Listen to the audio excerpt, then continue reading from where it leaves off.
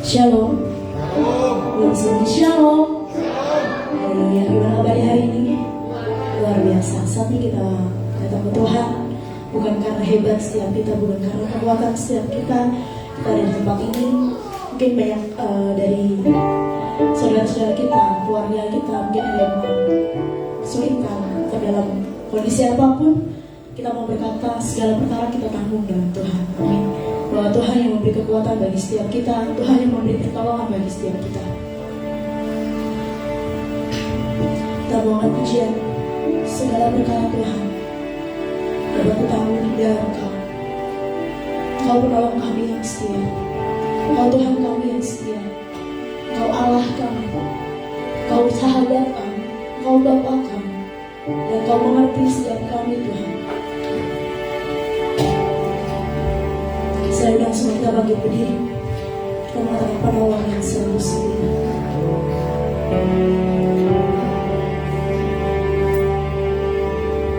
Penolong yang selalu setia, memenuhi keperluanku.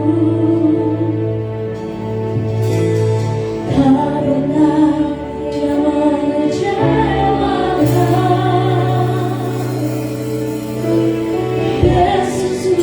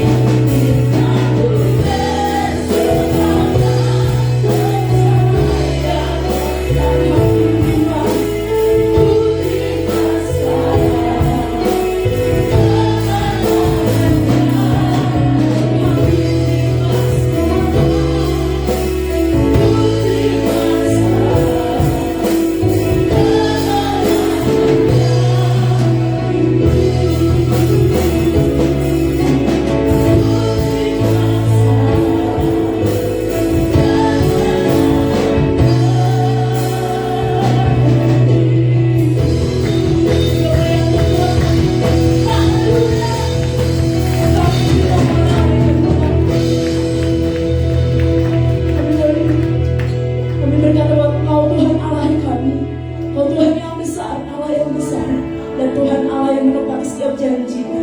Terima kasih Tuhan. Kita masuk dalam doa saya bersama.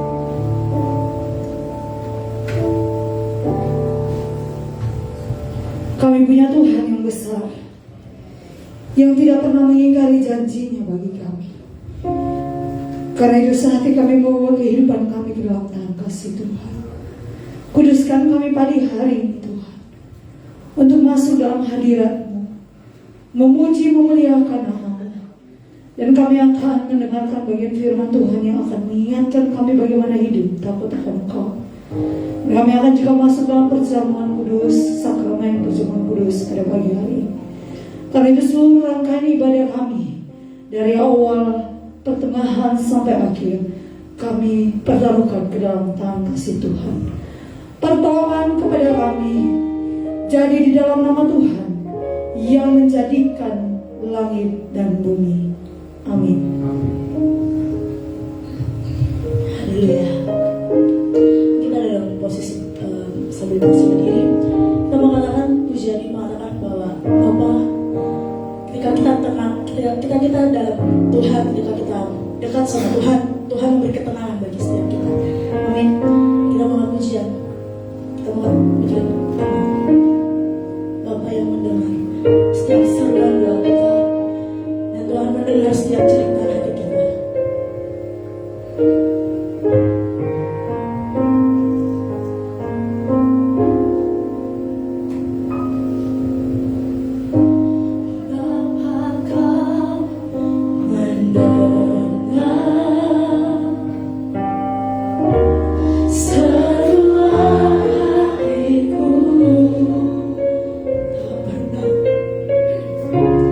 Tak pernah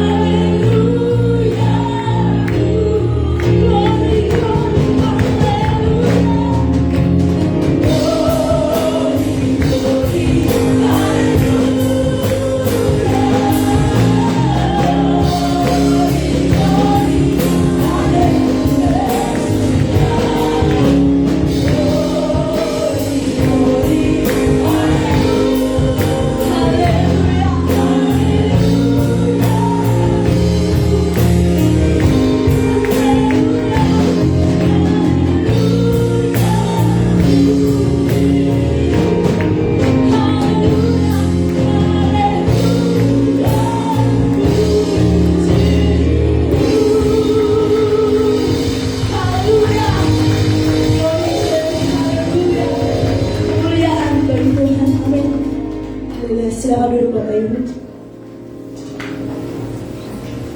Saat kita mau siap untuk dengaran firman Tuhan.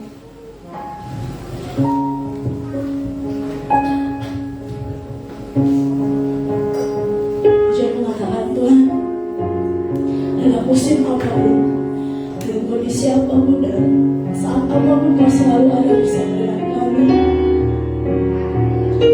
Kau Tuhan, Kau menolong kami. Kau Tuhan Allah kami.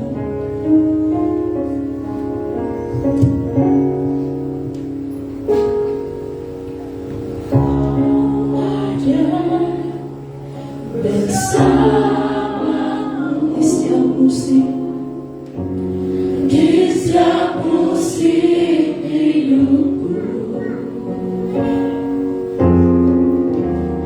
tak pernah Kau biarkan ku sendiri. Kau memberi kekuatan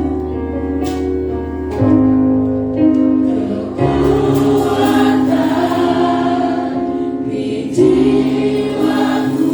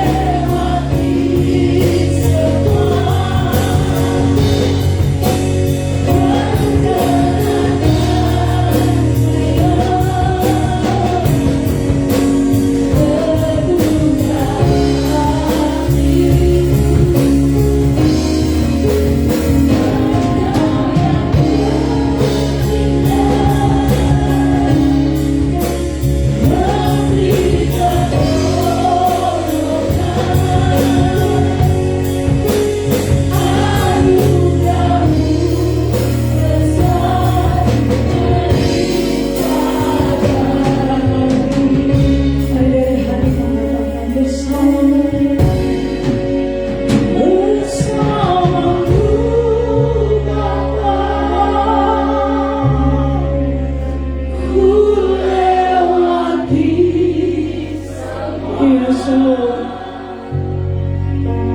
Perkenanmu ya terbukalah. Engkau yang bertindak memberi pertolongan bagi kami Bapa.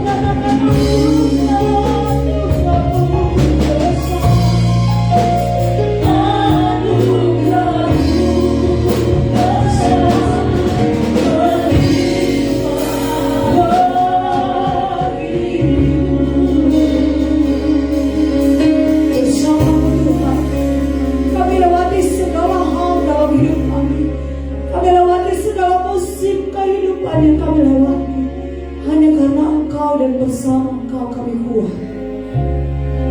Kami bersyukur pagi ini kami datang di hadapan Tuhan. Kami mau belajar lagi kebenaran firman-Mu, bagaimana menyenangkan-Mu, bagaimana berkenan di hadapan-Mu. Karena kami tahu kami manusia lemah, kami penuh dengan kelemahan. Seringkali yang kami inginkan untuk menyenangkan Tuhan, tetapi yang kami lakukan adalah mendukakan Tuhan. Tapi pagi hari ini Tuhan ingatkan kami lagi, bagaimana kami harus hidup menyenangkan-Mu.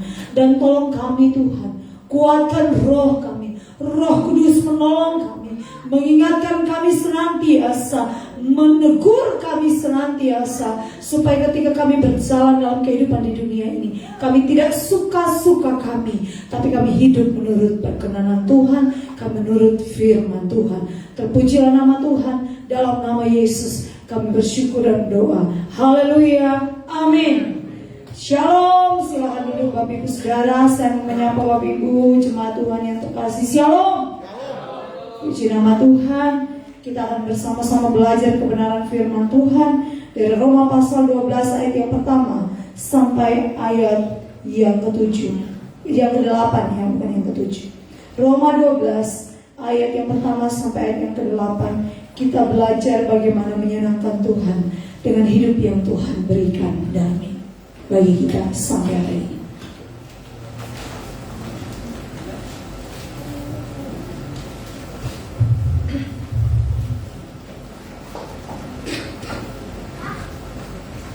Sudah ketemu semua Bapak Ibu?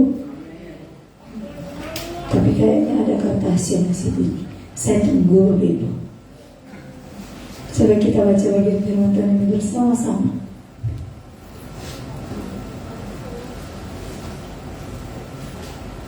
Roma pasal 12 ayat yang pertama sampai ayat yang ke-8.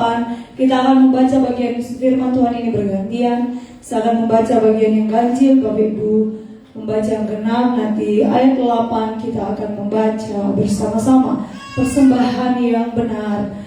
Karena itu saudara-saudara, demi kemurahan Allah, Aku menasihatkan kamu supaya kamu mempersembahkan tubuhmu sebagai persembahan yang hidup, yang kudus, dan yang berkenan kepada Allah.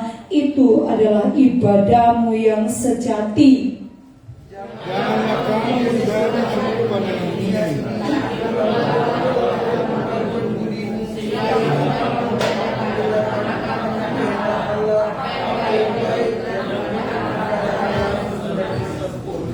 Berdasarkan kasih karunia yang dianugerahkan kepadaku, aku berkata kepada setiap orang di antara kamu, janganlah memikirkan hal-hal yang lebih tinggi daripada yang patut kamu pikirkan, tetapi hendaklah kamu berpikir begitu rupa sehingga kamu menguasai diri menurut ukuran iman yang dikaruniakan Allah kepada kamu masing-masing.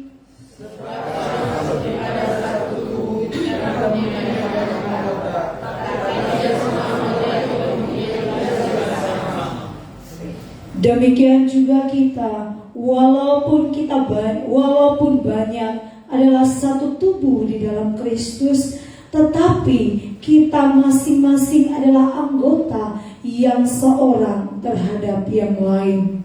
Demikianlah kita mempunyai karunia yang lain-lain untuk mengatasi yang ada pada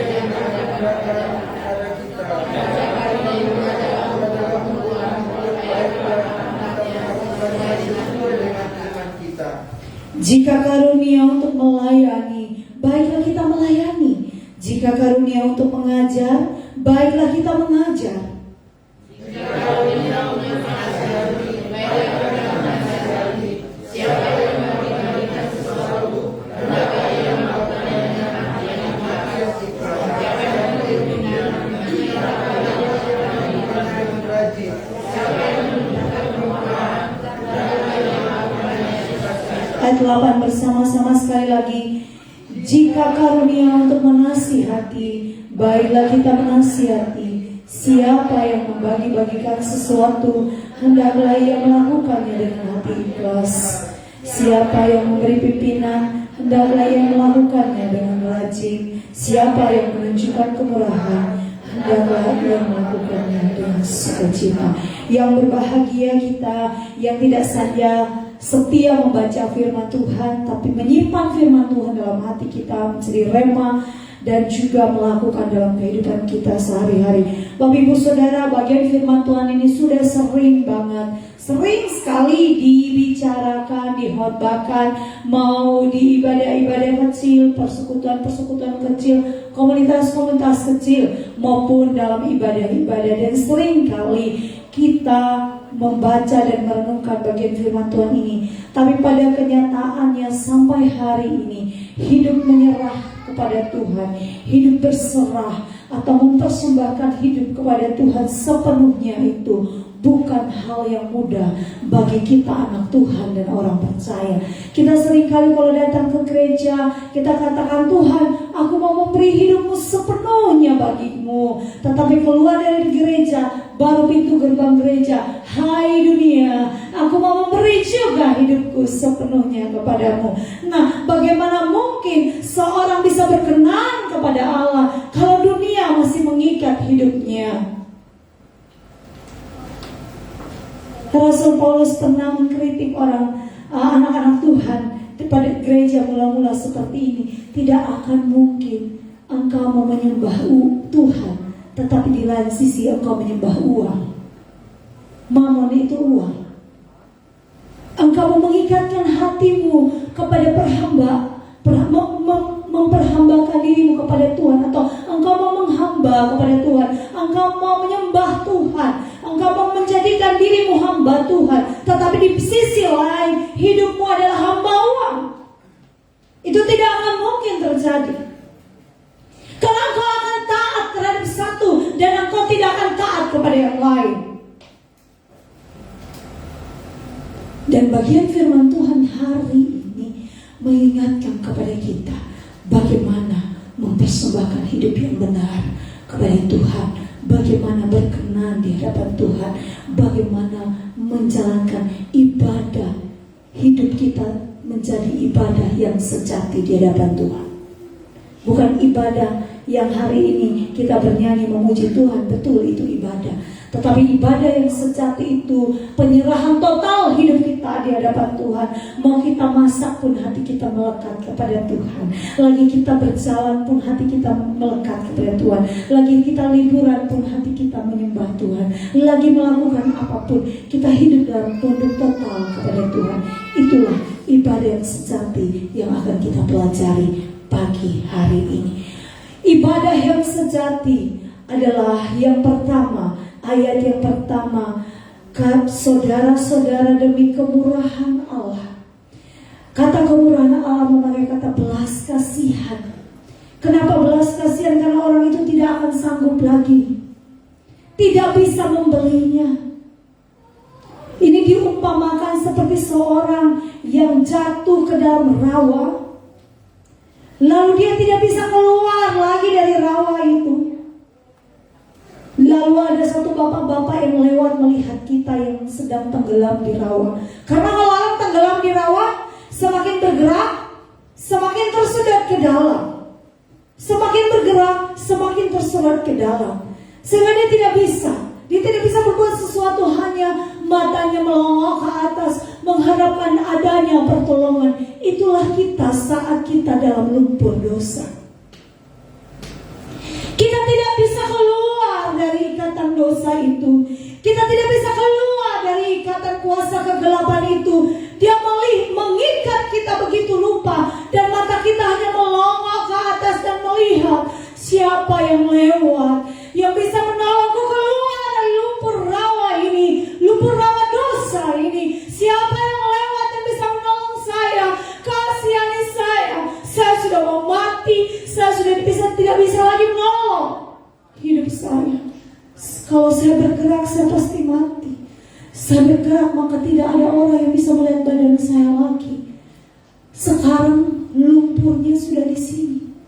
Kalau bergerak lagi kesedot sampai sini, kalau sedot sampai sini maka selesai. Maka dia diam dan matanya menengadah ke atas.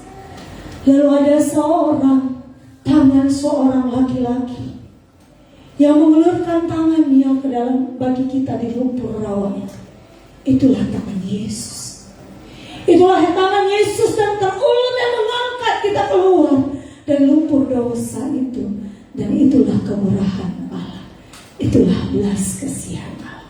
Karena belas kasihan Allah itu, maka layaklah kita mempersembahkan total hidup kita, nggak hitung-hitungan dengan Tuhan.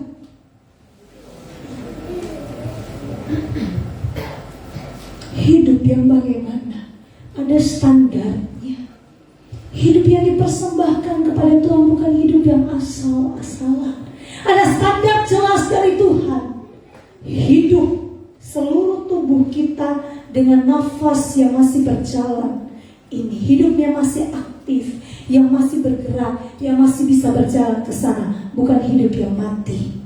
Bukan hidup yang saat kita sudah di tempat tidur dan gak bisa apa-apa lagi, baru kita bilang, Yesus, aku menyerahkan hidup sepenuhnya kepadamu. No. Bukan hidup yang seperti itu, tapi hidup yang masih aktif bergerak ini. Total kita kasih. Itu yang pertama. Hidup yang kedua. Yang kedua, hidup yang bagaimana? Hidup yang kudus. Hidup yang kudus. Kita memang gak bisa kudus dari diri kita sendiri, yes. Tapi kita sudah dikuduskan oleh Tuhan, amin. Oleh pengorbanan Tuhan di kayu salib, kita semua sudah dikuduskan oleh Tuhan. Maka pertahankanlah kekudusan yang Tuhan sudah berikan kepada kita dengan hidup menurut firman Tuhan. Kalau hari ini kita gagal, minta pengampunan daripada Tuhan, kuduskan kita dan terus belajar hidup kudus di hadapan Tuhan. Karena hidup yang diperkenan kepada Tuhan bukan hidup yang penuh dengan dosa, bukan hidup yang penuh dengan kemunafikan, bukan hidup yang penuh dengan kefasikan, tapi hidup yang kudus. Agios Allah standarnya, kekudusan Allah standarnya, bukan kita. Kita biasa anggap kita baik Karena Amsal bilang orang selalu menganggap dirinya baik menurut pandangannya sendiri. Yang salah itu orang lain, sekalipun kita paling besar salahnya. Maka selumbar di mata orang kelihatan, tapi balok di mata kita sendiri tidak akan kelihatan. Tidak usah tunjuk teman sana sini, tapi di hadapan Tuhan, yang Tuhan suka adalah kita terbuka di hadapan Tuhan. Tuhan, aku manusia berdosa, aku gak layak Tuhan. Aku sendiri menunjuk orang lain bahwa dia berdosa. Aku sering menunjuk orang lain dia munafik. Aku sering menunjuk orang lain dia jahat. Tetapi yang jahat itu aku. Aku yang jahat. Hatiku jahat. Paling tidak yang pertama kalau menunjuk orang lain itu hati kita sebenarnya yang jahat. Iya loh. Kalau tangan kita sudah nunjuk orang lain, berarti 4 nunjuk kita, berarti yang jahat siapa? Kita, bukan orang lain.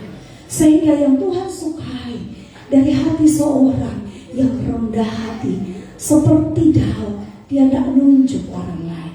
Memang kadang-kadang dalam persekutuan kita boleh, emang gak boleh ya, misalnya ada teman yang salah, kita kasih tahu, boleh dong. Kita menasihati, kan ada kalau karunia menasihati, kita melihat ada orang yang salah, kita kasih tahu dengan kasih, boleh dong, harus malah. Kan di dalam satu tubuh Kristus ada tugas-tugas yang bukan akhirnya kita menasihati karena punya karunia menasihati, maka kita menganggap diri kita lebih benar daripada yang lain. Enggak kok. Hati tujuannya untuk saling membangun. Namun dalam konteks ini adalah kita menunjuk orang lain. Maksudnya gini, kadang-kadang kan kita menganggap memang dasar dia orangnya kayak gitu, kesel banget, benci banget sama dia. Lah, kalau kita seperti itu, yang rusak hatinya pertama dia atau kita? Kita kan benci. Tuhan mau kita benci orang? Gak mau kan? Yang rusak duluan kita, karena kita benci. Sekalipun dia salah, sekalipun dia dosa, ya cukup kita kasih tahu, kita tegur, kita nasihati, itu tugas kita. Selanjutnya urusan Tuhan. Tidak mau bertobat, silakan, biar dia urusan Tuhan. Tuhan turun tangan atas dia lebih keren daripada kita turun tangan. Kalau Tuhan yang turun tangan lebih keren. Jadi hari ini yang Tuhan mau persembahkan hidup yang kudus. Seluruh total hidup kita yang kudus. Dan yang kedua, yang berkenan kepada Allah. Kata yang dipakai adalah yang diperkenankan oleh Allah. Bagaimana kita berkenan kepada Allah? Standarnya seringkali bilang, bagaimana saya tahu bahwa hidup saya berkenan kepada Allah? Kan di sini sudah ada standarnya. Standar Yesus jelas di sini. Kita mau menyenangkan Tuhan, taat saja pada firman Tuhan. Tapi dia tuh kesel banget mengesalkan saya. Saya mau ampuni dia, tapi dia terus membenci saya. Silakan dia membenci kita. Yang penting kita sudah mengampuni dia. Selanjutnya urusan Tuhan. Mari persembahkan hidup. Hidup yang masih aktif ini, mari pakai untuk layani Tuhan. Kita di dalam jemaat ini banyak sekali, tapi yang terlibat dalam pelayanan bisa dihitung dengan jari. Padahal saya percaya bahwa kita semua yang ada di sini adalah orang-orang yang punya karunia dan talenta yang luar biasa. Karena setiap orang yang lahir itu pemenang. Setiap orang yang lahir di dunia ini adalah pemenang. Dokter pun bilang begitu. Kita ini pemenang sejak kita lahir. Kita udah pemenang. Sejak kita dalam kandungan kita udah pemenang. Pemenang dari sigot-sigot yang lain yang mati. Kita yang hidup kan ribuan loh. Ini dosa ya? Enggak lah. Karena saya ngomong kebenaran. Pemenang sejak awal kita ada di dunia ini. Dari kandungan ibu kita udah pemenang. Dan para pemenang berarti mereka adalah orang-orang yang hebat, yang Tuhan izinkan ada di dunia ini. Kita semua itu orang hebat. Dan Tuhan banyak kasih sesuatu yang spesial, yang hebat, yang berbeda dengan orang-orang orang-orang yang lain. Kita semua orang-orang yang lain. Mari pakai karunia, talenta, persembahkan itu bagi Tuhan untuk menyenangkan Tuhan. Waktu saya dalami bagian firman Tuhan ini, kata berkenan kepada Allah itu adalah tujuan hidup orang percaya. Berkenan kepada Allah adalah tujuan Tuhan taruh kita di dunia ini. Kalau kita mau berkenan kepada Allah, maka mari pakai hidup kita melayani Tuhan dimanapun kita berada. Baik dari rumah kita, di rumah tangga kita, di lingkungan kita, di gereja tempat kita beribadah, dimanapun kita berada. Mari kita layani Dia, persembahkan hidup kita sungguh-sungguh, sehingga dimanapun kita berada, nama Tuhan dipermuliakan. Disitulah Allah berkenan atas hidup kita. Saat Dia dipermuliakan melalui sikap hidup kita, melalui kata-kata kita, melalui kehidupan kita, maka Allah berkenan atas semua yang kita kerjakan. Haleluya. Yang pertama, ibadah yang sejati adalah tidak menjadi serupa dengan dunia ini, hidup menurut firman Tuhan. Bagian firman Tuhan yang kedua, janganlah kamu menjadi serupa dengan dunia ini, tetapi berubahlah. Ada sebuah kata kerja aktif yang dituliskan bahwa berubahlah. Berubahlah pola pikirmu, karena pertobatan yang pertama terjadi adalah dari pikiran. Pertobatan sebelum pertobatan tingkah laku terjadi, maka pertobatan yang pertama yang terjadi adalah pertobatan dalam pikiran.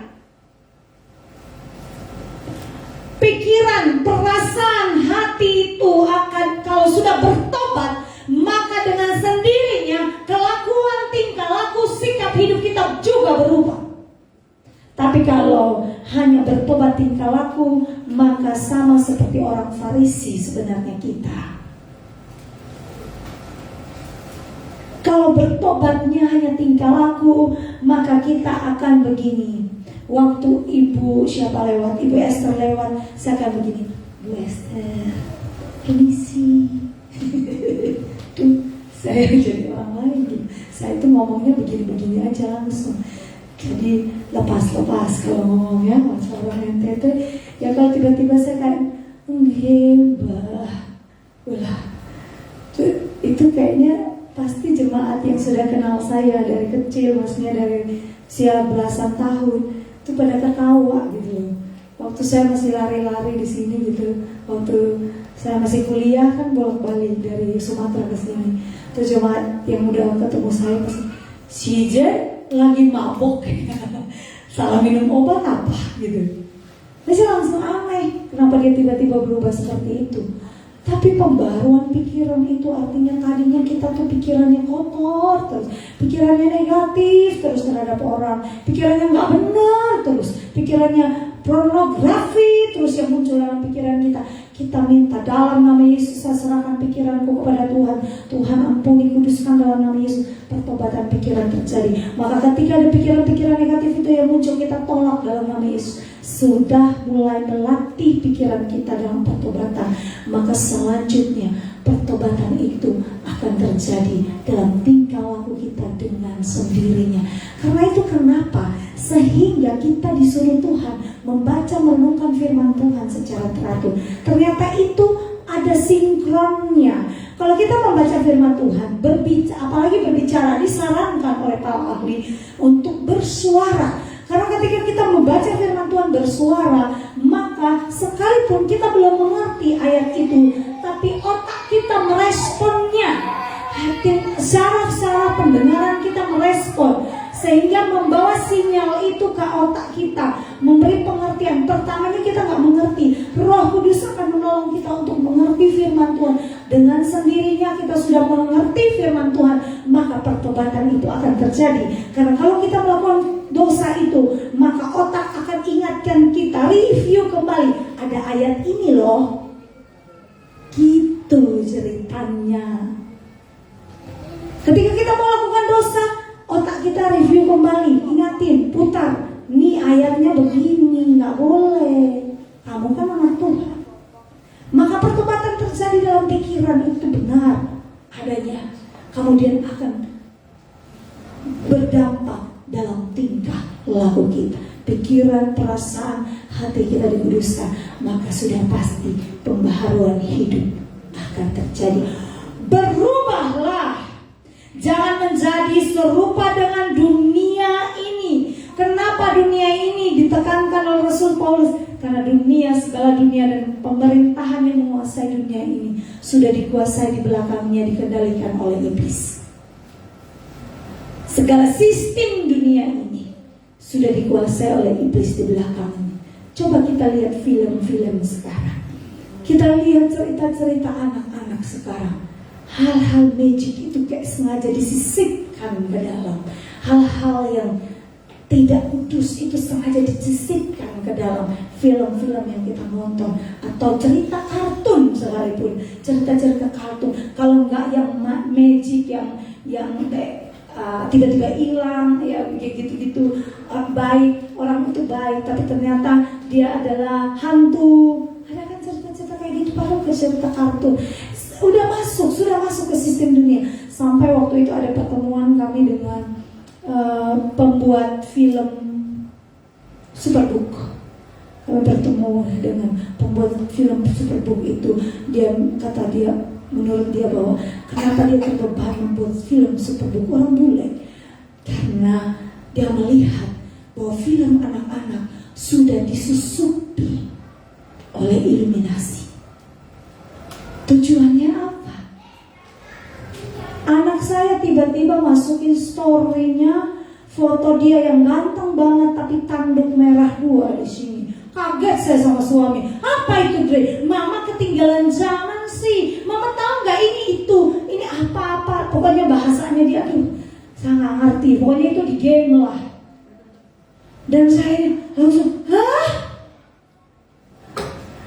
Terus dia tulis apa Avios, apa kayak gitu ditulis gitu. Halo, itu Evi. Ya pokoknya diputar-putar. Tapi kita yang mengerti bahasa asli, Evil itu apa Bapak Ibu? Setan. Kalau Evios dalam bahasa Yunani atau bahasa luar itu biasa kalau OS di belakang itu ada artinya laki-laki, anak laki-laki, mil kayak gitu. Jadi os itu laki-laki pemilik Evil gitu. Seperti itu. Jadi, kok jangan yang kayak gini-gini lah. Tapi kan dia udah masuk di sistem.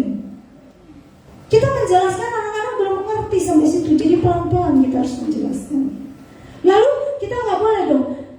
Kita nonton film ya boleh, tapi jangan sampai hal-hal yang negatif yang ada di dalamnya kita ambil dan jadikan bahwa diri kita lah yang ada di sana. Nah namanya anak-anak, mereka lihat nonton film atau mereka lihat games yang kayaknya keren banget, mereka pengen juga jadi seperti itu. Ternyata di belakangnya ya dikasih tanda-tanda yang seperti itu. Tidak dengan sendiri. Memang saat itu bukan artinya bahwa saya ngomong kayak gitu terus anak saya langsung menjadi seperti itu. Enggak. Itu kan sistem paham yang dimasukin pelan-pelan, disusupin pelan-pelan. Dia masuknya pelan-pelan. Sesuatu yang akan dibaca, direnungkan terus-menerus akan menjadi bagian dalam hidup kita sama. Hal seperti itu disusupi terus, iluminasi disusupi terus lewat berbagai hal, disusupi masuk. Anak-anak kita lama-lama udah gak cari Tuhan lagi. Karena pembela mereka, pemenang mereka itu, tokoh hebat mereka itu bukan lagi Yesus. Mari hati-hati. Dunia ini begitu rupa dengan sangat cerdas, sangat pintar sekali mengendalikan dunia ini dengan sistem yang kita tiba-tiba udah masuk saja di dalamnya. Tiba-tiba kita udah masuk di dalamnya. Dan itu nyata. Itu nyata. Yang kejadian di Brasil itu nyata, bukan cerita dongeng. Itu mereka secara langsung mengaku dirinya sebagai pengikut Antikris. Itu mereka langsung. Bahkan mereka mengarak-arak patung besar sekali di jalan, patung setan. Mereka mengarah, bersorak, lalu mereka bikin yang lain lagi. Yesus, sepertinya Yesus kalah dan yang menang itu mereka. Ngeri banget. Kita sudah masuk dalam sistem dunia yang seperti ini. Mari berhati-hatilah, jangan menjadi serupa dengan dunia ini. Kalaupun kita bersama dengan mereka, tapi kalau kita merasa bahwa mereka udah miring dan tidak sesuai dengan firman Tuhan, segera putuskan itu. Jangan lagi. Tapi kita nanti gak ada teman. Lebih baik gak punya teman daripada punya teman yang seperti itu membawa kita ke dalam kejahatan dan dosa. Makanya firman Tuhan tegas, janganlah. Itu perintah yang gak boleh tidak, gak boleh enggak, harus, kudu, wajib dilakukan. Jangan sekali-kali menjadi serupa dengan dunia ini. Jangan pernah sedikit pun memberi celah kepada iblis untuk mengendalikan kita. Jangan pernah sekali-kali menjadi serupa dengan dunia, tapi berubahlah. Kita bisa tidak serupa dengan dunia ini kalau kita menyerahkan pikiran kita kepada Tuhan, seluruh total hidup kita kepada Tuhan. Kemudian yang berikut katakan, berubahlah dalam pembaruan budimu sehingga kamu dapat membedakan. Hanya dengan kita mengalami perubahan dalam cara berpikir kita, dengan kita membaca merenungkan firman Tuhan, perubahan dalam cara berpikir itu akan terjadi. Itu akan mengubah hati kita mungkin yang tadi jahat menjadi kita punya kasih yang luar biasa kepada Tuhan dan kepada sesama. Dengan demikian maka kita bisa membedakan apa yang baik, apa yang benar. Apa yang baik belum tentu benar. Apa yang baik menurut pandangan Allah artinya yang benar. Dan apa yang salah, apa yang berkenan di hadapan Allah dan yang sempurna. Yang pasti yang mau kita lakukan adalah yang benar, kemudian yang berkenan kepada Allah dan yang sempurna. Kudus itu tentang sempurna juga menurut pandangan Allah. Bagian yang kedua, mari hidup kudus dan sempurna sesuai dengan kehendak Allah. Yang ketiga, berdasarkan karunia. Yang pertama, dua bagian perintah ini. Dua perintah, yang pertama mempersembahkan hidup dan jangan menjadi serupa dengan dunia ini. Dunia itu ditegaskan Paulus dengan dasar kemurahan Allah, belas kasihan Allah. Karena Tuhan sudah berbelas kasihan kepada kita. Saat kita sudah mau mati, saat kita tidak bisa menolong kita, Tuhan begitu berbelas kasihan kepada kita dan menolong kita, mengangkat kita dari lumpur dosa. Maka persembahkan hidup kita kepada Tuhan total. Dan kedua, jangan lagi ikut-ikutan dunia ini, tetapi lakukanlah yang benar di hadapan Allah. Lakukan yang berkenan kepada Allah dan yang sempurna menurut pandangan Allah. Itu yang pertama, bagian yang pertama. Dan bagian yang kedua dalam bagian firman Tuhan ini adalah kalimat begini. Jemaat di Roma atau jemaat Taman Surya, ingatlah bahwa kita ada duduk bersama di tempat ini adalah karena karunia Tuhan, karena kasih karunia Tuhan, karena hadiah. Kalau kasih karunia itu hadiah. Hidup kita hari ini adalah hadiah. Semua yang kita punya hari ini adalah hadiah dari Tuhan, pemberian cuma-cuma dari Tuhan. Karena kita terima semua yang ada pada kita, yang cantik, ganteng, yang kaya, yang semua yang ada, yang bisa, yang hebat, punya banyak talenta, berbagai macam hal yang kita bisa lakukan dalam hidup kita itu. Ingat, itu kasih karunia Tuhan, bukan karena kehebatan kita. Itu hadiah dari Tuhan. Tuhan kasih kita hidup dia saat ini di dunia dengan pemberian hadiah daripada Tuhan. Karena hidup kita adalah hadiah daripada Tuhan. Maka lanjutnya begini, jangan kamu memikirkan hal-hal yang lebih tinggi dari apa yang patut kamu pikirkan. Gak usah lebay cara berpikir tentang apa yang kau punya. Apa ya bahasa yang paling hari-harinya begini. Kalau orang Kupang biasa, orang Kupang itu ada kata-kata yang kata candaan, tapi kayak candaan nyelkit, gak enaknya begini. Gak usah lebe-lebe gitu. Gak usah lebay lah gitu. Gak usah menganggap bahwa semua yang ada pada kita ini kerennya kita, hebatnya kita tuh karena kita. Karena semua itu hadiah dari Tuhan. Itu kita harus ngomong terus ke diri kita. Kenapa Tuhan ingatkan ini? Kenapa Rasul Paulus ingatkan ini? Karena kita manusia itu cenderungnya sombong. Sepatu baru kita sombong. Sendal baru aja sombong, apalagi sepatu baru. Apalagi kita tahu bahwa Tuhan pakai kita begitu luar biasa. Kita cenderung sombong. Kita cenderung merasa kita hebat. Kita cenderung merasa bahwa kita bisa karena kita. Maka Tuhan ingatkan sebelum Tuhan tegur tentang bagaimana memakai karunia yang kita punya untuk melayani Tuhan. Tuhan bilang begini, semua yang kita punya itu hadiah. Gak usah lebay berpikir tentang kehebatan kelebihan yang kita punya, tetapi berpikirlah demikian rupa sesuai dengan ukuran iman. Artinya bahwa ingatlah bahwa yang kita punya hari ini, yang ada pada kita adalah hadiah. Karena itu, kenapa harus seperti itu kita punya cara berpikirnya? Karena kalau dalam sebuah anggota tubuh Kristus, seorang merasa bahwa saya lebih populer, saya kan punya karunia, bisa pimpin pujian, bisa khotbah nih, bisa melayani, kunjungan paling oke, paling keren, maka kita menganggap bahwa diri kita paling hebat. Kalau kita bisa di kantor, nggak ada saya di kantor itu, maka kantor itu nggak bisa berjalan. Emang bisa? Karyawan 100 orang, kita doang ngaruh, nggak ada kita juga kantor itu tetap jalan. Benar? Benar. Nih, semua yang ada jemaat di sini, kita semua segini banyak, terus salah satu berdiri di tengah-tengah. Kalau tanpa saya, Taman Surya itu nggak jalan, emang bisa? Gitu? Enggak. Mungkin agak ada kurang, rasa kurang, tetap aja jalan. Nggak usah lebay cara berpikirnya.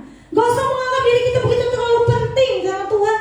Semua yang kita punya, semua yang kita bisa, semua yang ada pada kita hari ini titipan, hadiah saja.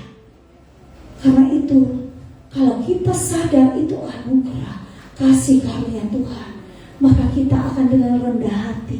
Tuhan ajari jemaat ini untuk rendah hati. Sadarlah bahwa kita hidup hari ini, yang ada pada kita itu karena hadiah dari Tuhan. Kalau hadiah, saya kasih hadiah, besok dia nyamuk kayak sok, tuh hadiah, aku gak terlalu, sebenarnya bukan karena hadiah kamu sih, saya sih bisa beli kayak gitu. Menurut Bapak Ibu, kalau Bapak Ibu kasih hadiah seseorang, terus dia ngomongnya kayak gitu, ambil kembali gak? Mungkin ada yang kesal, buang aja ke sampah hadiah gua. Padahal tanpa hadiah itu dia gak bisa apa-apa loh. Cuma abis itu dia sombong karena hadiah yang kita kasih.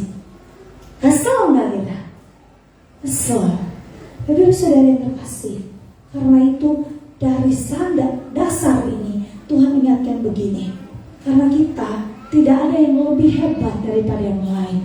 Kita adalah bagian, dalam tubuh itu ada kepala yaitu Kristus. Saya mungkin di bagian tangan atau saya mungkin di bagian kaki, tetapi ingat ada orang lain di bagian mata. Tanpa mata saya akan nubruk segala sesuatu yang ada di ruangan ini. Kalau tanpa telinga, mungkin dia kecil kelihatannya dari tangan. Telinga dan tangan lebih gede, telinga sama kaki lebih gede. Tapi tanpa telinga, saya nggak ngerti Bapak Ibu ngomong apa. Dan saya cuma ngomong. Orang ngomong A, saya pikir B. Ya kan? Tanpa mulut, saya gagu, saya nggak bisa ngomong apa-apa. Jadi kita ini bagian dari tubuh Kristus. Tanpa satu orang, kita yang lain juga akan merasa berada yang kurang, sehingga tidak ada yang terlalu penting. Mungkin leher merasa penting karena dia penonggak kepala. Kalau nggak ada dia, kepala nggak bergerak. Iya, tetapi juga ingat, mau tanpa badan nggak ada juga leher. Leher mau naruh tempatnya di mana? Kita adalah bagian daripada yang lain. Karena itu marilah harus ada kesatuan, kerendahan hati dari antara kita bahwa kita membutuhkan satu dengan yang lain. Kalau sudah seperti itu, kita merasa bahwa kita bagian daripada yang lain, pelayanan di Taman Surya akan berjalan dengan luar biasa. Karena kita merasa bahwa kita menjadi bagian dalam tubuh Kristus di tempat ini. Amin. Mari layani Tuhan dengan talenta yang Tuhan berikan atas dasar ini. Kita semua punya karunia, talenta, kepercayaan masing-masing.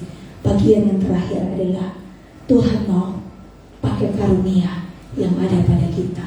Masing-masing kita memakai karunia yang kita punya untuk melayani Tuhan. Karena semua yang kita punya adalah kasih karunia Tuhan. Jangan pernah menganggap seorang lebih penting daripada yang lain. Jangan egois, jangan tamak, jangan iri hati. Tetapi mari pakai semua yang ada pada kita didasarkan kasih Allah. Kita mau pakai untuk melayani Tuhan.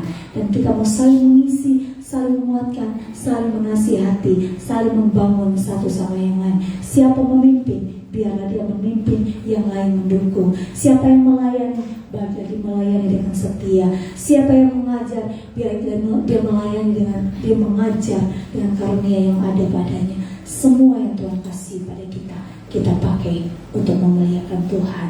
Dan kita pakai untuk membangun sesama dalam persekutuan atas dasar kasih Tuhan. Mari kita berdoa. Bapa di sorga, kami bersyukur pagi hari ini kami sudah membaca merenungkan firman Tuhan yang menjadi bagian dalam kehidupan kami. Dan Tuhan menolong kami supaya hidup yang Tuhan percayakan bagi kami, kami pakai untuk menyenangkan Tuhan dan memuliakan Tuhan. Ampuni kami kalau dalam hidup kami sering kali lebih fokus pada dunia ini daripada Engkau. Tapi hari ini kami katakan total hidup kami menyerahkan sepenuhnya kepada Tuhan. Terima kasih Tuhan, dalam nama Yesus kami akan masuk dalam perjamuan kudus. Tuhan menyertai kami, Tuhan menolong kami, Tuhan memimpin kami dalam perjamuan yang akan kami lakukan. Terpujilah nama Tuhan, dalam nama Yesus. Haleluya. Amin. Kita akan masuk dalam perjamuan kudus dan kita akan memuji Tuhan dengan pujian yang sudah disiapkan.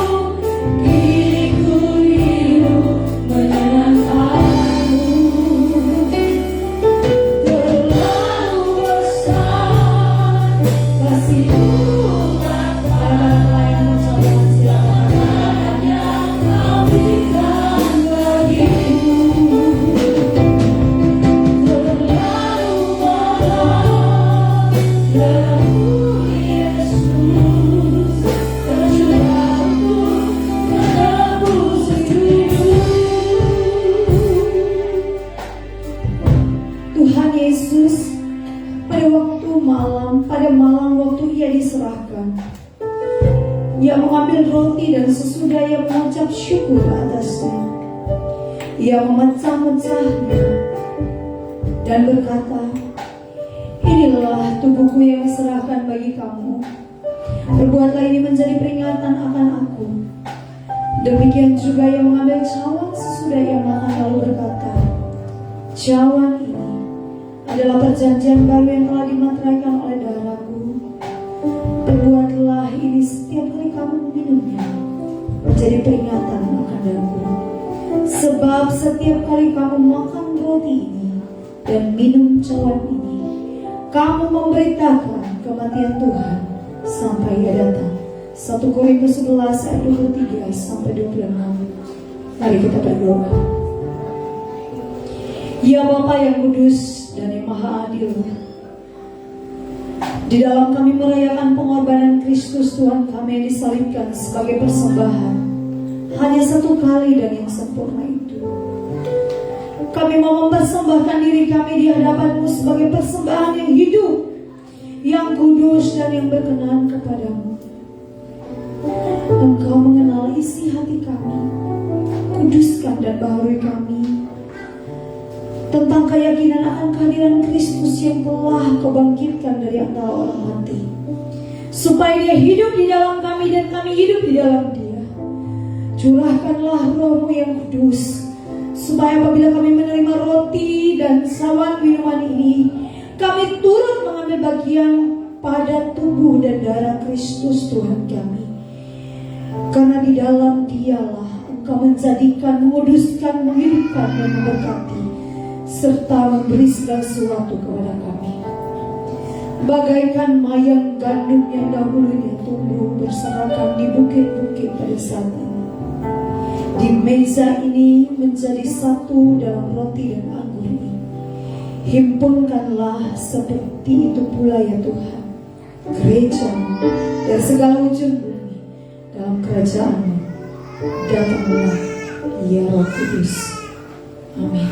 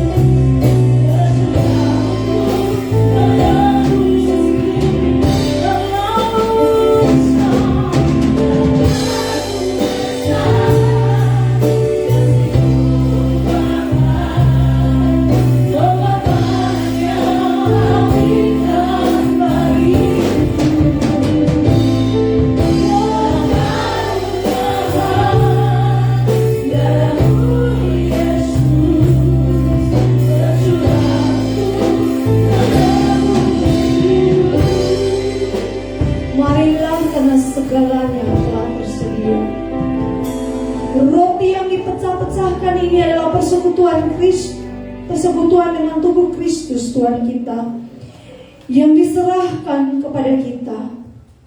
Ambillah, makanlah dengan mengingat pengorbanan Kristus, anak domba Allah.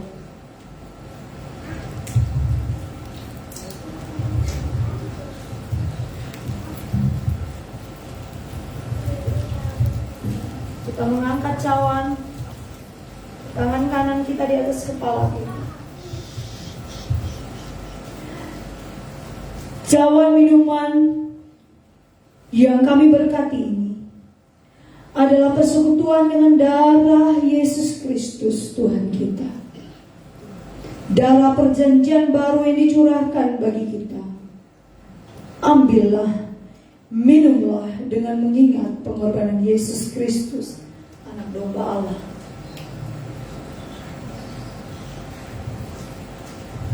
Terima kasih untuk darah-Mu yang dicurahkan bagi kami. Terima kasih untuk tubuh-Mu yang dipecah-pecahkan bagi kami. Kami adalah bagian dari tubuh Kristus. Karena itu Tuhan, ingatkan kami akan pengorbanan-Mu, sehingga kami memberitakan pengorbanan-Mu dimanapun kami berada. Kami memberitakan cinta kasih-Mu dimanapun kami berada. Dan pakai hidup kami sebagai persembahan yang hidup, yang kudus, yang berkenan kepada Allah. Kami mau pakai hidup yang Tuhan percayakan bagi kami untuk melayani Tuhan dengan setia, baik di rumah tangga kami, dalam keluarga kami, di lingkungan pekerjaan kami, lingkungan pelayanan di gereja kami, dimanapun kami berada. Kami mau melayani Tuhan. Kami memakai hidup kami untuk melayani Tuhan dengan segenap hati kami. Dan kami mau agar nama Tuhan dipermuliakan melalui hidup yang Tuhan beri bagi kami. Terpujilah nama Tuhan. Dalam nama Yesus kami bersyukur dan berdoa. Haleluya. Amin. Silakan duduk kembali Bapak Ibu. Cawan akan dikembalikan dan kita akan menyiapkan persembahan kita. Kita akan memberikan persembahan sekaligus cawan diambil untuk mempersingkat waktu.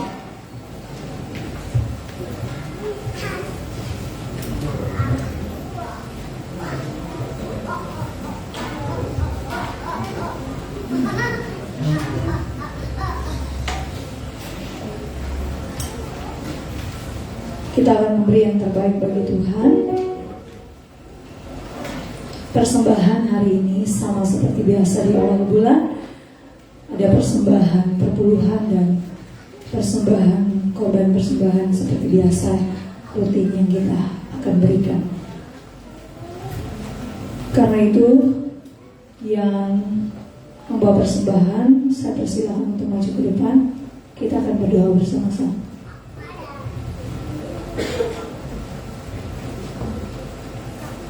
Silakan Bapak Ibu.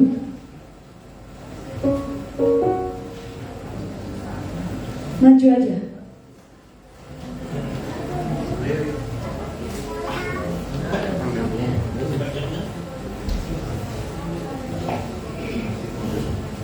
Iya. Kita akan memuji Tuhan dengan pujian yang disiapkan.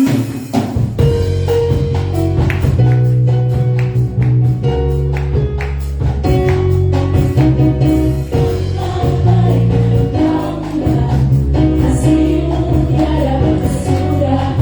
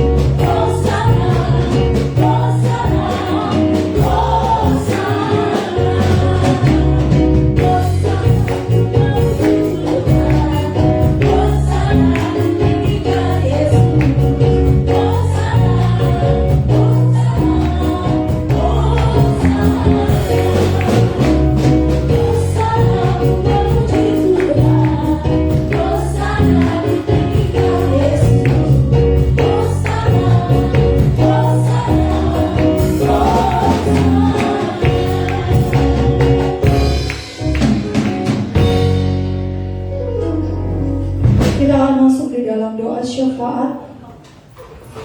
Dan kita akan berdoa juga sekalian untuk persembahan yang kita berikan kepada Tuhan. Sebelum kita masuk dalam doa syafaat, kita akan doa untuk persembahan. Dan saya minta kesediaan Ibu Esther untuk berdoa untuk persembahan yang diberikan. Kami bersyukur ya Tuhan dalam kehidupan ini kami percayai bahwa segala yang ada dalam hidup kami adalah kasih karunia Tuhan. Amin. Segala yang kami miliki adalah apa yang Tuhan percayakan untuk menjadi bagian milik kami. Karena itu biar persembahan yang kami bawa pada pagi hari ini adalah persembahan yang berkenan di hadapan Tuhan. Berguna bagi pelayanan. Kami belajar untuk bijak menggunakan apa yang Tuhan percayakan dalam kehidupan. Terima kasih. Segala pujian, karena syukur hanya bagi Dia. Amin. Amin. Puji nama Tuhan. Kita akan masuk dalam doa syafaat, dan secara khusus kita akan berdoa syafaat hari ini untuk mendoakan Ibu Gembala kita, orang tua rohani kita yang terbaring sakit hari Senin yang lalu sampai hari ini. Sekadar informasi buat kita bahwa kemarin terakhir saya datang, karena memang beberapa hari waktu saya masih di Kupang, saya minggu kemarin pamit ke NTT. Dari hari Jumat beliau sudah telepon saya tanya kapan pulang sebelum masuk rumah sakit. Jumat, Sabtu, Minggu telepon saya hanya tanya kapan pulang dan bagaimana perjamuan sudah siap belum. Saya sampai bilang perjamuan sudah diantar, tapi di gereja nggak ada orang. Menurut yang antar, saya sudah titip ke Ibu Esther dan sudah difotokan sama kurirnya yang terima Ibu Esther. Benar Bu? Saya fotonya Ibu Esther, Ibu majelis. Saya bilang sudah siap. Minggunya telepon habis ibadah sini, telepon saya, kapan kamu pulang?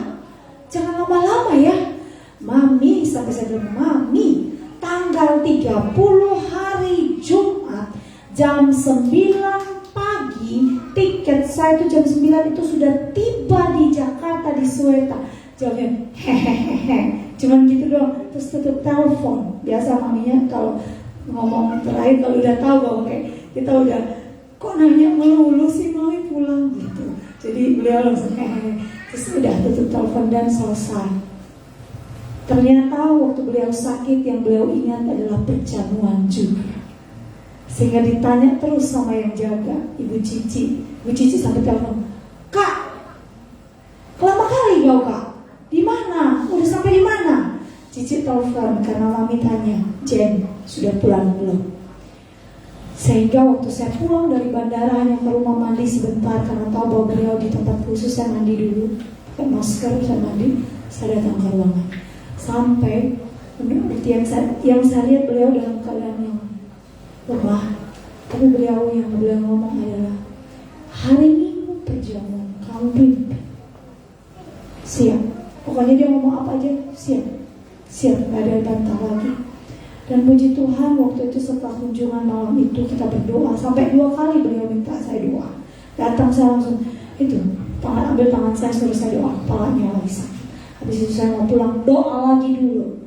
Habis doa hari apa Jumat itu, hari Sabtu kemarin saya pergi lagi, wajahnya segar, sudah segar dan ngocehnya sudah banyak. Saya bilang tanda Mami mulai sehat adalah ngocehnya banyak. Karena kemarin saya banyak dinasihatin, bilang pokoknya banyak di tuh saya sama Ekles tuh banyak di tatar gitu. Jadi kalau sudah mulai tatar, kalau kemarin kan gini, Jumat kan ngomong sebentar tidur, habis itu ngomong sebentar tidur, tapi itu enggak, ngomongnya sudah banyak. Puji Tuhan, saya tahu itu karena doa kita semua beri kemuliaan bagi nama Tuhan. Memang tadi pagi saya dapat info bahwa Mami agak suhu tubuhnya naik, tapi memang dokter bilang seperti itu karena banyak sekali info selang semua yang dipasangkan ke tubuhnya, atau mungkin pengaruh dari obat. Tapi kemarin terakhir saya melihat wajahnya sudah cerah. Kita berdoa terus sama Tuhan. Kita meminta dengan iman pertolongan Tuhan tepat waktu. Tangan Tuhan tidak kurang panjang untuk menolong kita. Kita percaya itu dengan iman sama Tuhan. Kita semua berdoa untuk beliau dan Tuhan pasti memulihkan hambanya. Amin. Karena itu saya minta kesediaan kita semua bersuara Kita akan berdoa bersama-sama dengan bersuara memohon kesembuhan dan pemulihan bagi Ibu Gembala kita. Kita berdoa bersama-sama. Tak tersembunyi kuasa Allah. Haleluya ya. Tak tersembunyi kuasa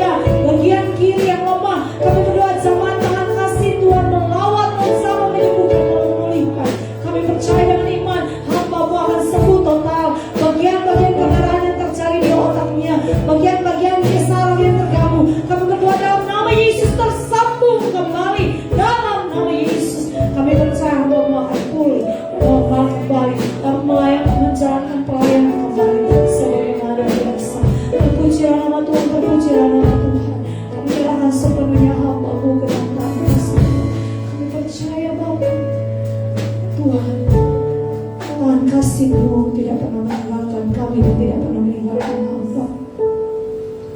Saat ini juga Tuhan, kami arahkan anak cucu menantu yang merawat, keluarga yang merawat.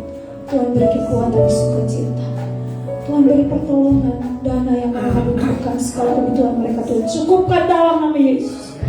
Menyediakan semua yang mereka perlukan. Dan kami berdoa dalam nama Yesus, dokter perawat yang menangani, hikmat alam nyertai dalam nama Yesus. Sehingga melalui tangan-tangan perawat, tangan-tangan dokter dan perawat yang menangani hamba-Mu, mendatangkan kesembuhan, pemulihan secara total. Dan hamba bersukacita menghadapi waktu-waktu yang tidak mudah ini baginya. Tetapi kami percaya dengan iman bahwa hati gembira adalah obat yang manjur. Dan kami percaya Tuhan, tenangkan hatinya.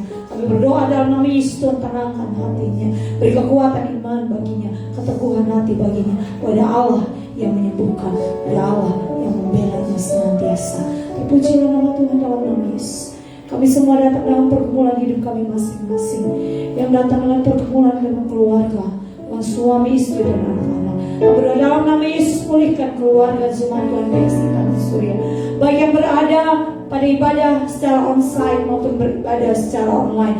Dalam nama Yesus Tuhan memulihkan zaman tasik, menguatkan keluarga umat Tuhan di tempat ini Tuhan.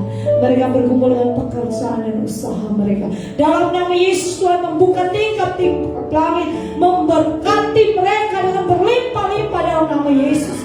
Mulai pekerjaan, mulai usaha yang mereka kerjakan Tuhan berkati. Sehingga apapun berkat Tuhan tercurah bagi kehidupan mereka, dan mereka mempermuliakan Tuhan dalam berkat yang Tuhan beri bagi mereka. Mereka berkumpul dengan keadaan sakit juga. Kami menyerahkan Tante Heri ke dalam tangan kasih Tuhan. Kamu jamaah tangan kasih Tuhan memulihkan hamba-Mu, menolong hamba-Mu, dan kami menyerahkan hamba-Mu secara penuh ke dalam rancangan dan kehendak Tuhan. Biarlah kehendak Tuhan yang terjadi di dalam kehidupannya. Apapun yang menjadi kehendak dan rencana-Mu, itu yang terjadi dalam kehidupannya. Kami berdoa dalam nama Yesus Tuhan, bagi Ibu Nur yang hari ini bersama-sama dengan kami, sekalipun hamba-Mu dalam kelemahan tubuh, tapi hamba-Mu hadir dalam ibadah. Berdoa dalam nama Yesus Tuhan, kuatkan Ibu Nur. Dalam nama Yesus Tuhan, pulihkan hamba-Mu secara total. Dan sekalipun dalam kesendirian ya Tuhan, tapi ada Tuhan yang menjamin hidupnya. Engkau suami, Engkau ada keluarga terdekat bagi dia, saudara terdekat yang menjamin hidupnya. Kami berdoa dalam nama Yesus, Tuhan memulihkan, menyembuhkan, dan menolong hamba-hamba-Mu yang dalam kelemahan tubuh. Semua keluarga, saudara-saudara kami, teman-teman, sahabat kami yang kami tidak sebut nama mereka, tapi Tuhan tahu hari ini mereka dalam kelemahan tubuh, mereka dalam keadaan sakit, dan mereka butuh pertolongan Tuhan. Kami mengangkat tangan kami di hadapan Tuhan. Kami memohon jamaah tangan kasih Tuhan melawat mereka, sembuhkan mereka, pulihkan mereka, dan kuatkan mereka dalam nama Yesus. Kami berdoa Bapa, jemaat Tuhan, umat Tuhan yang hari ini tidak hadir, kami tidak tahu apa yang mereka alami. Kalau mereka dalam pergumulan, Tuhan menolong mereka, Tuhan kuatkan mereka, bahwa ada Tuhan yang menyertai mereka yang secara rohani sedang mengalami kerohanian yang lemah. Kami berdoa dalam nama Yesus, Roh Kudus melawat hidup mereka, sehingga hati mereka dikuatkan kembali. Roh Kudus mengingatkan mereka bahwa mereka tidak bisa hidup tanpa Tuhan dalam hidup mereka, sehingga mereka kembali kepada Tuhan, kembali kepada kasih mula-mula, dan hidup takut akan Engkau. Terpujilah nama Tuhan. Ini hidup kami dengan segala yang kami bawa di hadapan Tuhan, dengan segala pergumulan yang kami bawa di hadapan Tuhan.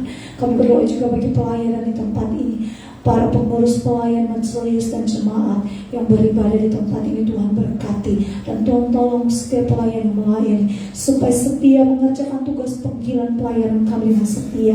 Kami sudah mendapat belas kasihan Tuhan. Kami tidak bisa balas semua belas kasihan dan hadiah yang Tuhan beri dengan apapun, tapi kalau Tuhan masih memberi hidup bagi kami mau pakai hidup yang Tuhan percayakan untuk melayani Tuhan dengan semua yang Tuhan percayakan bagi kami.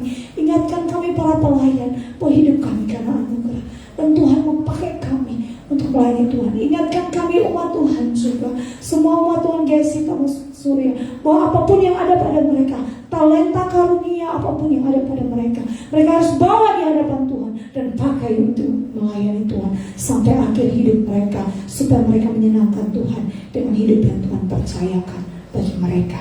Terpujilah nama Tuhan. Ini kami ibadah pelayanan, seluruh pelayanan, baik pelayanan kategorial, pelayanan sekolah minggu, pelayanan doa, pelayanan ibadah raya, kami menyerahkan ke dalam tangan kasih Tuhan. Dan juga ibadah di pos TI Sepatan, kami berdoa juga menyerahkan pelayanan ke dalam tangan kasih Tuhan.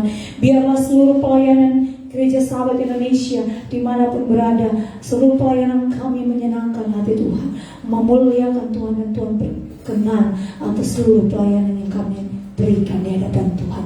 Terpujilah nama Tuhan. Ini hidup kami, kebawanya kami membawa seluruh kehidupan kami di hadapan Tuhan dengan doa yang Tuhan ajarkan kepada kami. Bapa kami yang di sorga, dikuduskanlah nama-Mu, kerajaanmu, jadilah kehendakmu di bumi seperti di surga. Berikanlah kami hari ini makanan kami secukupnya, dan ampunilah kesalahan kami seperti yang kami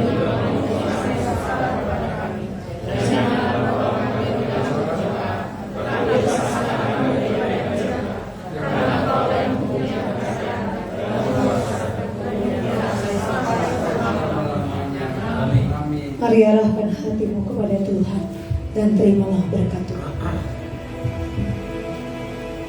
Kiranya kasih karunia daripada Allah Bapa di dalam persekutuannya dengan Yesus Kristus, penghiburan dan kekuatan dari Allah Roh Kudus menyertai engkau sekalian, menyertai keluar masukmu, memberkati segala usaha pekerjaanmu, menyertai engkau senantiasa dari sekarang ini sampai selama